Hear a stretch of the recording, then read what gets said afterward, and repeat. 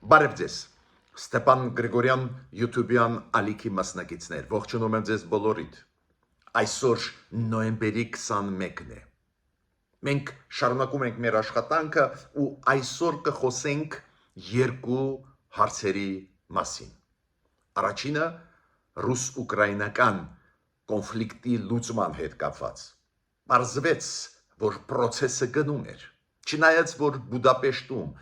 հիշում եք նախատեսվում էր անցկացնել հանդիպում Դոնալդ Տրամփ, Վլադիմիր Պուտին հոկտեմբերի վերջերին, տապալվեց, Թրամփը հրաժարվեց այդ հանդիպումից, քանի որ Ռուսաստանը դնում էր շատ լուրջ նախապայմաններ անընդունելի եւ Ուկրաինայի համար, եւ Ամերիկայի համար, եւ Եվրոպայի համար։ Ու կարծես թե պետք է լիներ ինչ որ ընդմիջում, ասենք 3, 4, 5 շաբաթվա, բայց չեղավ, պարզվեց, որ գնում էր աշխատանք Ռուսաստանի եւ Միացյալ Նահանգների միջև ու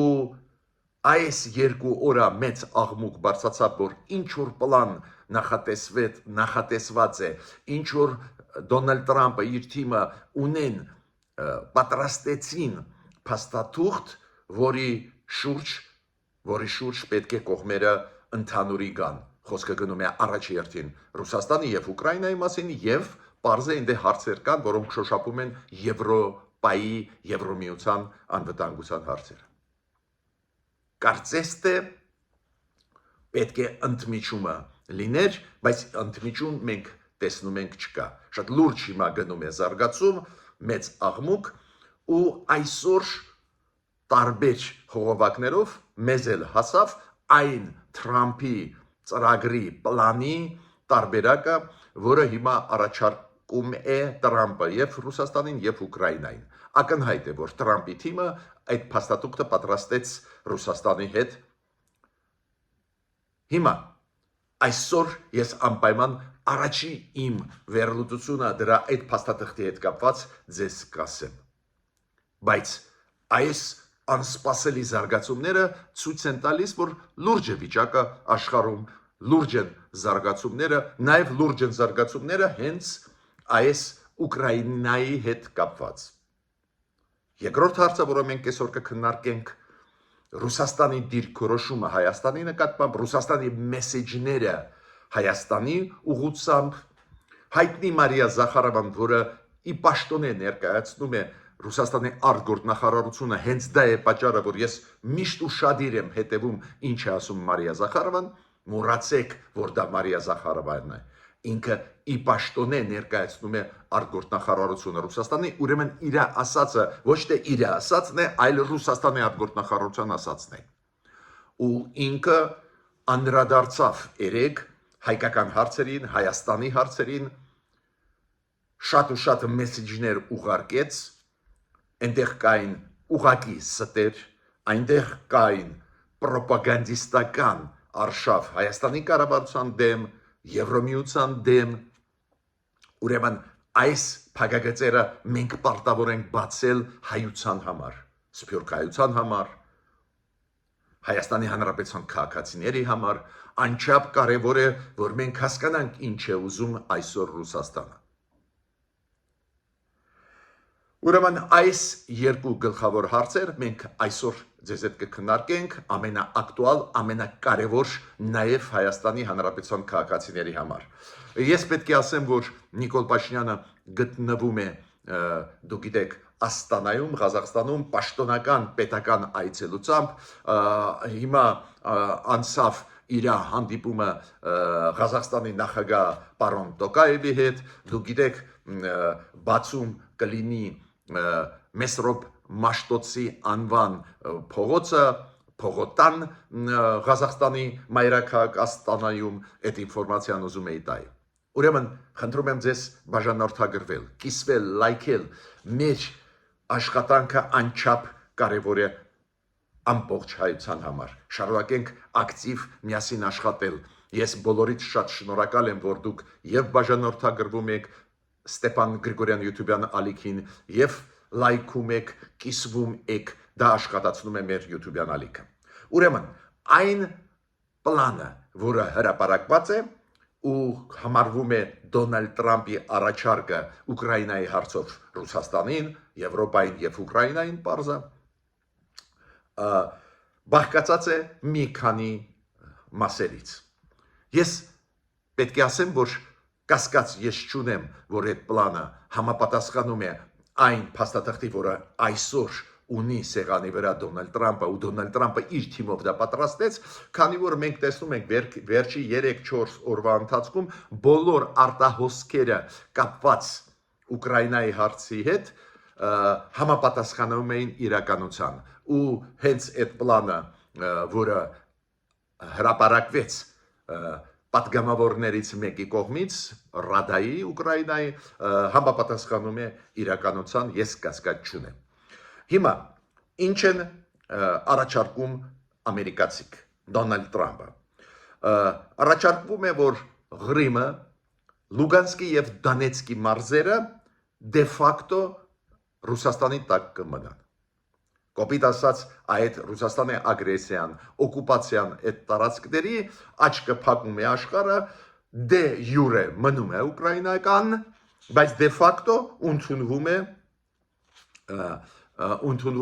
որ այս տարածքները գտնվում են Ռուսաստանի կազմում։ Մյուսը Խերսոն եւ Զապորոժիան, այդ երկու շրջաններ Ուկրաինայի այնտեղ զորքերը կկանգնեն Ուկրաինայի Ռուսաստանի ըստ նրա ինչ կա այսօր։ Դուք գիտեք, ռուսական զորքերը չկարողացան գրավել ամբողջությամբ ոչ Խերսոնը, ոչ Զապորոժիան, ու այդ շփման գիծը կֆիքսվի։ Իմիջիայլոց դա հենց Ուկրաինան էր ուզում։ Ռուսաստանը ուզում էր, որ Լուգանսկը, Դոնեցկը ամբողջությամբ իրանց տան, նույնիսկ այն հատվածները, որոնք չեն տվել, որ անցնեն, ինչքան հասկանում են դա կլինի, կոպիտ ասած այնտեղից այդ պլանի համաձայն, այնտեղից որտեղից որ Դոնեցկ ու Լուգանսկում որտեղ որ կան զորքերը ուկրաինական դուրս կբերվեն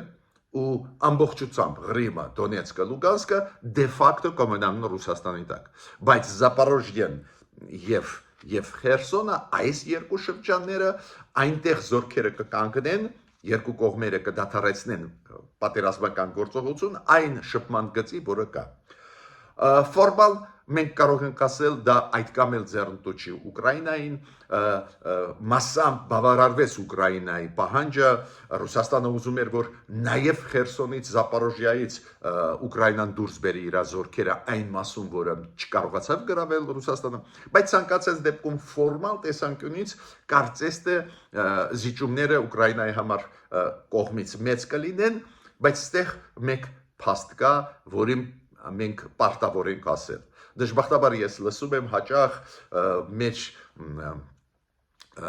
մեջ հայկական փորձագիտական դաշտում այն մարդկանց, ովքեր մեծ կողմնակից են Ուկրաինայու, ես էլ դրա շարքում եմ, ես համարում եմ, որ պատերազմը Ուկրաինայի դեմ անարդար պատերազմ է, դա ագրեսիա է, բայց քանի որ այդ մարդիկ շատ են սիրում Ուկրաինան, հաճախ ներկայացնում են մարտի դաշտում իրավիճակը ավելի օպտիմիստիկորեն Ուկրաինայի համար, մինչդեռ վիճակը բավական բարդ է։ Վերջի ժամանակներս ռուսական զորքերը մի շարք տեղերում կարողացան առաջ գալ։ Այո, մեծ, դաժան կորուստներով ու շատ փոքր առաջընթաց, բայց դա կա ու ես ինչքան հասկացա Տրամպի թիմը այդ ռեալությունները նաև հաշվի առավ, նաև իրանք մտահոգություն ունեն, որ Ռուսաստանը կարող է ել ավելի առաջ գնա, դա է պատճառը, որ ուզում են օգուտ Ուկրաինայի գոնե այսօրվա իրավիճակը ֆիքսեն։ Ուրեմն բարդ է վիճակը, այդպես միանշանակ չես կարող ասել դա լավ է, վատ է, էսա առաջարկում Միացյալ Նահանգները։ Մյուս պահանջները, որոնք նաև Ռուսաստանի պահանջով են մյուս կետերը կապված են նրա հետ, որ Ուկրաինան ֆիքսի իր սահմանադրության մեջ, որ կյանքում չի մտնի ՆԱՏՕ-ի մեջ, Ուկրաինայի բանակը կկրճատվի մինչև 600,000 հոգի զինվորական, ՆԱՏՕ-ն էլ իր կողմից կֆիքսի, որ չի մտնի Ուկրաինան ու ՆԱՏՕ-ի անդամ չի դառնա։ Ֆորմալ դա էլ տպավորություն է թողնում, որ մեծ զիջումների գնում է ուկրաինական կողմը այս հարցում, բայց եկեք ռեալիստ մոտենանք այս հարցին։ Իրոք միջև Դոնալդ Տրամպը նախագահ է Ուկրաինայի ու միջև իր նախագահ դառնալը ինքը ասում էր, որ Ուկրաինան տեղ չունի ՆԱՏՕ-ում, ստեղ մեծ հաշվով զիջումել չկա, եթե մեծ հաշվով նայենք, քանի որ գլխավոր խաղացողը ՆԱՏՕ-ում Միացյալ Նահանգներն են, որոնք կտրականապես դեմ են Ուկրաինայի մուտքը ՆԱՏՕ, ես ավելին ասեմ, շատ ու շատ այլ երկրներ կան, որոնք կողմնակից չեն, որ Ուկրաինը մտնի ՆԱՏՕ-ի անդամ, ովքեր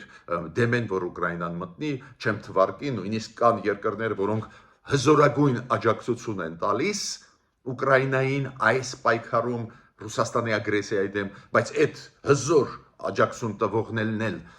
դեմ են։ Ուրեմն ստեղ մի կողմից բավարարվում է Ռուսաստանի պահանջը, բայց մյուս կողմից ով էր ասում, որ Ուկրաինան ռեալ շանսեր ուներ ՆԱՏՕ-ի անդամ դառնալ։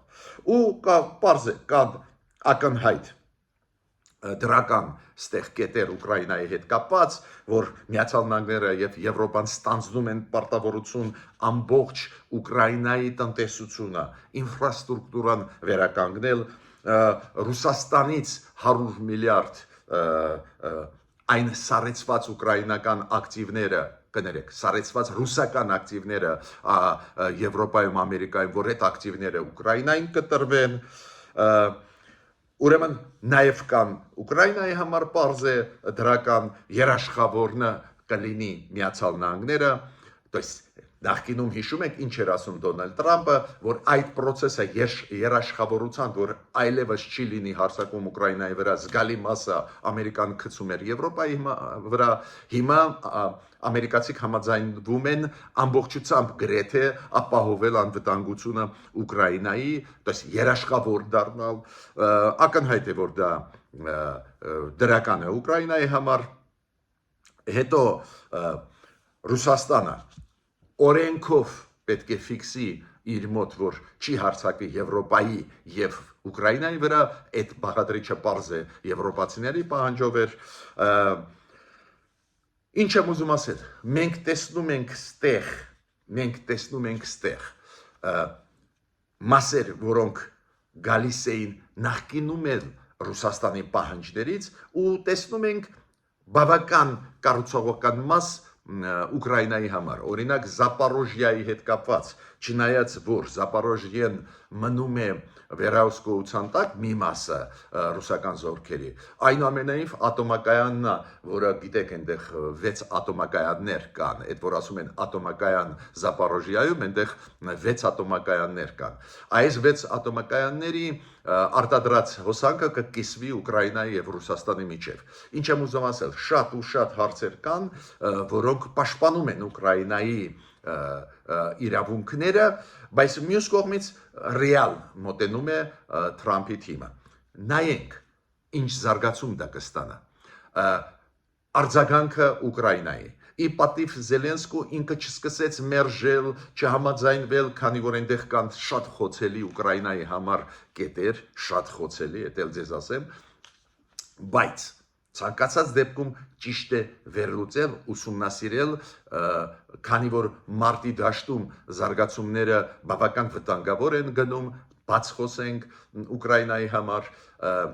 էլի զարգացումներ կան տարբեր երկրներում, նաև հայտնում եվրոպական, ովքեր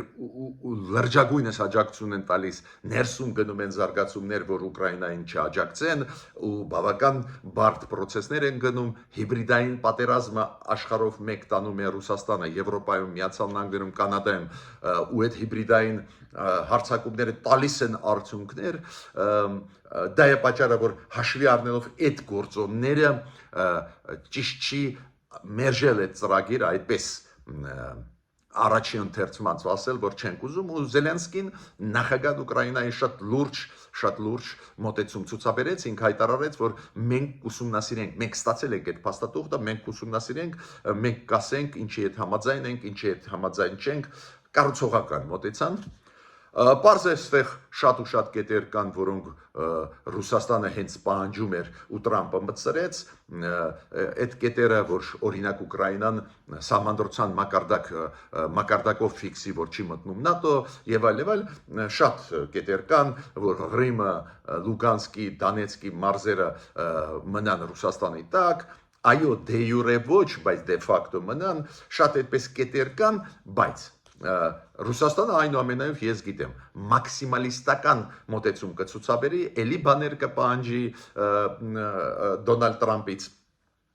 բայց ինձ համար հիմա շատ կարևոր է ինչ արձագանք կտա Եվրոպան, հավաքական Եվրոպան ինչ արձագանք կտա Եվրոմիության մասին է խոսքը եւ առանձին գլխավոր խաղացողների Ֆրանսիան, Գերմանիան, Լեհաստանը, Իտալիան, Իսպանիան ու պարզա Մեծ Բրիտանիան, որը հիմա Եվրոմիության անդամ չի, բայց եվրոպական հզոր երկիր է, որը լուրջ աջակցություն է տալիս Ուկրաինան։ Այս հավաքական ինչ են ասելու եվրոպացիները։ Կայա Կալասը, Եվրոպայի արտգործնախարարը Եվրոմիության հանդես եկավ հայտարարությամբ, որ ինքը ասեց, որ ամեն ինչ պետք է արվի թուլացնելու Ռուսաստանը ու ամեն ինչ պետք է արվի Ուկրաինան մեծացնելու։ Էսա մեր բանաձևը։ Նայենք Եվրոմիությունը ինչ կարծիք կասի այս փաստաթղթի հետ կապված, բայց ինչու ես հատուկ այս փաստաթղթից այսօր խոսում եմ, որ մենք հասկանանք ինչ լուրջ զարգացումներ են գնում Ուկրաինայի հետ կապված, Ռուսաստանը լուծելով, չլուծելով այս հարցը չի մոռանում ու շարունակում է զբաղվել Հարավային Կովկասով, Հայաստանով, Ադրբեջանով, Վրաստանով, մենք դա տեսնում ենք այդ ակտիվությունը, միգուցե դա հենց կապված է նրա հետ, որ Դոնալդ Տրամպի հետ լեզու գտան կանգնացնել պատերազմը, որ Ռուսաստանը ունենա ռեսուրս մեզ վրա հարձակվելու կամ այս ուղղությամբ Հարավային Կովկասի ավելի ակտիվ աշխատել։ Նայենք, Դոնալդ Տրամպը պարզ է ինչից է ելնում, նրանից, որ պետք է դադար տալ այդ դաժան պատերազմը, որի շրջանակներում ամեն շաբաթ հազարավոր ուկրաինացիք եւ ռուսներ զոհվում են։ Ինքը ընդհանուր ուզում է լուծում ստանա, բայց Ռուսաստանը այս լուծումներից ուզում է դուրս գա 100%-անոց արդյունքով։ Չի ստացվի, ես դա հասկանում եմ, միանշանակ ձեզ կարող եմ ասել, բայց ցանկացած դեպքում Ռուսաստանը ակտիվացումը մեր ուղղությամբ Հարավային Կովկասի ես պատահական չեմ համարում, իմ կարծիքով Ռուսաստանը հիմա ուզում է, որ գոնե ժամանակավորապես դադարեցվեն պատերազմական գործողությունները, քանի որ իրան էլ ծանր է տրվում այս պատերազմը ու չի ուզում կորցնել օրինակ Հարավային Կովկասը, օրինակ Կենտրոնական Ասիա, որ ռեսուրսներ ունենա այս ուղղությամբ նաև աշխատել։ Ու հիմա ես անցնում եմ երկրորդ այսօրվա թեմային, կապված Ռուսաստանի դիրքորոշման հետ եւ Հայաստանի նկատմամբ եւ Թրամփ ծրագրի նկատմամբ Ռուսաստանը վաղուց է միշտ խոսում են իրանք Հայաստանի մասին, հայ-ադրբեջանական հարաբերությունների մասին, բայց այդպես բացված բազմակողմանի վաղուց է պաշտոնյաները Ռուսաստանի չեն խոսացել, այս անգամ խոսած Մարիա Զախարովան, նորից կրկնում եմ, իմ վերաբերմունքը իր նկատմամբ անձնական չեմ ուզում ասել, որն է մոտավորապես կրահում եք, ամենակարևորը որ ինքը պաշտոնական ներկայացիչն է Ռուսաստանի արտգործնախարարության։ Ուրեմն իր ասածը ես նայում եմ այդպես, ինչ ասեց Ռուսաստանի արտգործնախարարությունը։ Ու պատահական չեմ համարում, որ երեք բացեց փակագծերը ռուս-հայկական հարաբերությունների, Ռուսաստանի դիրքորոշմանը Եվրոմիության նկատմամբ, Ռուսաստանի դիրքորոշմանը Տրամփ ուղու ծրագրի նկատմամբ, դա պատահականություն չի, հենց դա կապված է նրա հետ, որ ինչ որ պայմանավորվածություններ ձեռք է բերում Ռուսաստանը Դոնալդ Տրամպի հետ ու այդ պայմանավորվածությունները կարող է կանգնացնել պատերազմական գործողությունը, ուրեմն Ռուսաստանը կունենա ռեսուրս մեծ տեղափոխել դեպի Հարավային Կովկաս, չկորցնելու համար Հարավային Կովկասը։ Ուրեմն ես այդ process-ները Ուկրաինայի հետ խաղաղության հասնելու, այս ելույթները Հարավային Կովկասի հետ կապված, Հայաստանի հետ կապված դիտում եմ մեկ կոնտեքստում։ Հիմա ինչ է ասում Մարիա Զախարովան։ Մարիա Զախարովան իր ելույթում շոշափեց մի քանի հարցեր։ Օրինակ, ինքը ասեց, այ կա 3 գումարած 3 բանաձև, դուք հիշում եք որն է, 3 գումարած 3։ 3 պետություններ հարևաններ Հարավային Կովկասի, Թուրքիան, Իրան, Ռուսաստան, 3 մյուս պետությունները Հայաստան, Ադրբեջան, Վրաստան են։ Ու ինքը ասեց, որ անցել են 3 երկրներում, Իրանում, Թուրքիայում, Ռուսաստանում արտգործնախարարների մակարդակով հանդիպումներ, հիմա հերթը հասավ Հայաստանին եւ Ադրբեջանին։ Ու Հայաստանն ու Ադրբեջանը պետք է որոշեն այս տարի ով է անցկացնում 3 գումարած 3 արտգործնախարարներին իսկ այդ ֆորմատի ու Հայաստանից ու Ադրբեջանից է կախված այս տարի ով կանի Երևանը կամ Բաքուն ու մյուս տարի ով կանի Բաքուն կամ Երևանը։ Ավելին ինքը ասեց, որ դուք գիտեք, որ Հայաստանը եւ Ադրբեջանը բարձր մակարդակով, առաջի դեմքերով, արտգործնախարարների մակարդակով հանդիպումներ անցկացրել են Աբու Դաբիում, Վաշինգտոնում, Դուշանբեում ու ուրեմն իրենց մոտ երկկողմ բանակցային process գնում է, ուրեմն կարող են իրանք որոշել մյուս հանդիպումը 3 գումարած 3 արտգործնախարարների մակարդակով այդ երկրների որտեղ կանցնի։ Ես պետք է ասեմ, որ համոզված չեմ, որ այս տարի կհասցնի Երևանը կամ Բաքուն կազմակերպել այս դեպի հանդիպում։ Համոզված չեմ, քանի որ քիչ է ժամանակ մնացել, հազիվ 1 ամիս կա կազմակերպել, համոզված չեմ, որ կստացվի արտգործնախարարի նիստը, բայց ուզում եմ հիշեցնել, որ անցած տարի օկտեմբերին դա անցավ Ստամբուլում։ Հիշում եք Արարատ Միրզոյանը Հայաստանից մասնակցեց։ Հիմա Մարիա Զախարովան ինչ է ասում։ Ինքը ասում է այս 3 գումարած 3 բանաձևում 6 երկրներ են։ Նորից կրկնում եմ. Իրան, Ռուսաստան, Թուրքիա, Վրաստան, Հայաստան, Ադրբեջան։ Խաբում է ձեզ իմ սիրելի հայ ժողովուրդ։ Քանի որ Վրաստանը հրաժարվեց, հրաժարվում է ու շարունակում է հրաժարվել մասնակցեն այդ ձևաչափով, քանի որ ասում է միջև Ռուսաստանը օկուպացիայի տակ է պահում մեր տարածքները, մենք այդ ֆորմատ չենք մտնի։ Ուրեմն ռեալ դա 3 գումարած 2 է, բայց այդ ստերը պետք է բացահայտել, պետք է բացել մեր հասարակության համար։ Բացի դրանից, ինչ է ասում Մարիա Զախարովան։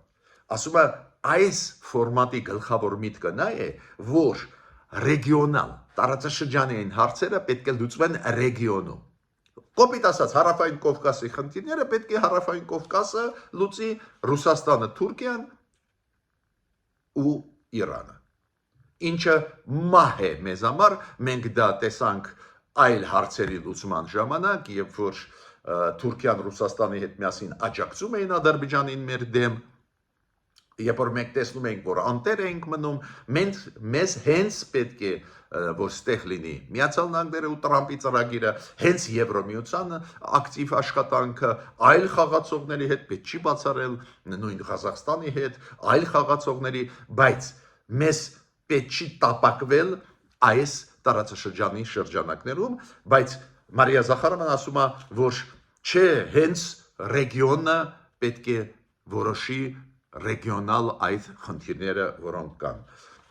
Կոպիտ ասած,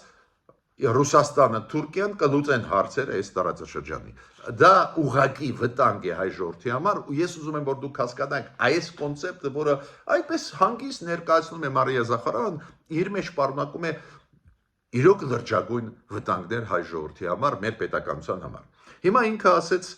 նաև անդրադարձավ պարզա եվրոպացիներին, անընդհատ Եվրոպայի դեմ այդ նարատիվները ռուսական տարածում էր, ինքը ասում է Եվրոպան ինչ որ փողեր է ծախսում Հայաստանում, դադակ խոստումներ է տալիս, ոնց Վրաստանին փաթաթում էր Եվրոպան նեոլիբերալիզմը, մանիպուլյացիաներ, Եվրոպան տարածում է ռուսացիացությունը Հայաստանում, այ ոնց անում էին Վրաստանի հետ, այ հիմա անում են Հայաստանի հետ։ Նու ես նույնիսկ մեկնաբանել այդ ստերը չեմ ուզում, ով է մեզ աջակցում, ես պարտավոր եմ ասել մեր սփյուռքայության, ով է մեզ աջակցում ֆինանսական, տնտեսական, փորձագետներով, ծրագրերով, շատ կոնկրետ փողեր են տալիս կոնկրետ ուղղությամբ այդ գրանտ, որ ասում են մեր կառավարության, ովքեր են Միացյալ Նահանգները եւ Եվրոպան, Ուրեմն դա սուտ է, որ փուչիկ ինչ որ խոստումներ են տալիս։ Շատ գեշ ինքը կպավ Մարիա Զախարովան այն դիտորդական առաքելությանը Եվրոմիությանը, որը կանգնած է սահմաններում Հայաստանի, Ադրբեջանի դիմաց։ Դուք գիտեք, այդ Եվրոպական միսիան մոնիտորինգ է անում այս վերջի 3 տարիա այդ սահմաններին հայ-ադրբեջանական հայկական կողմում, քանի որ Հայաստանի կառավարությունը իրանց հրավիրեց։ Եվրոպական միսիա աշխատանքից հետո մի դեպք չեղե, որ զոհվի մեր զինվորը։ Ուրեմն Մարիա Զախարովայի շատ քննադատական խոսքեր ասված Եվրոմիության դիտորդական առաքելությանը դա վտանգ է մեր զինվորների համար, թողնենք հիմա պետությունը, թողնենք հիմա մեր անկախությունը, մեր զինվորների, ովքեր սահմաններում կանգնած են։ Ինքը ասում է, որ այդ Եվրոմիության դիտորդական առաքելությունը հետախուզություն է անում, այլ ոչ թե պաշտպանում է հայերին, ու դա սուտ է։ Պատկերացնում եք 3 տարի իրանք կանգնած են եվրոպացիք ու ոչ մի կրակոց գրեթե չկա մեր ուղղությամբ, ամենակարևորը ոչ մի զինվոր չի զոհվել, ոչ մի զինվոր չի վիրավորվել։ Բայց ինքը տարածում է այդ ստերը։ Ինքը ասում է, որ Եվրոպան ուզում է մտցնել Հայաստանը իր ազդեցության գոտի, նաև ռազմատեխնիկական հարաբերություններ։ Ու ուզում է քանդել ռուս-հայկական այդ համագործակցությունը։ Ես պետք է ասեմ, որ ռուս-հայկական համագործակցությունը տապալեց Ռուսաստանը, անտեր թողնելով մեզ 2020 թվականի պատերազմի ժամանակ, անտեր թողնելով Ղարաբաղի հայերին 2023 թվին։ Ուրեմն Հայաստանը չէ կամ Եվրոպան չէ, որ ռուս-հայկական բարեկամական հարաբերությունները քանդում են։ Ռուսաստանը քանդեց, Ռուսաստանը հրաժարվեց կատարել իր պարտականությունները։ Ու դա պետք է պարտավորենք մենք փորձագետներս հայությանը հիշեցնել։ Ինքը ինչ ասում, այ Եվրոպան ներգրավում է Հայաստանը ռազմաքաղաքական այդ համագործակցության մեջ։ Այո, չգիտեմ, համոզված չեմ, որ Սփյուռք հայությունը գիտի, որ զենք զինամթերք Ռուսաստանը հրաժարվում է մեզ տալ։ Նույնիսկ մենք փող մուծել ենք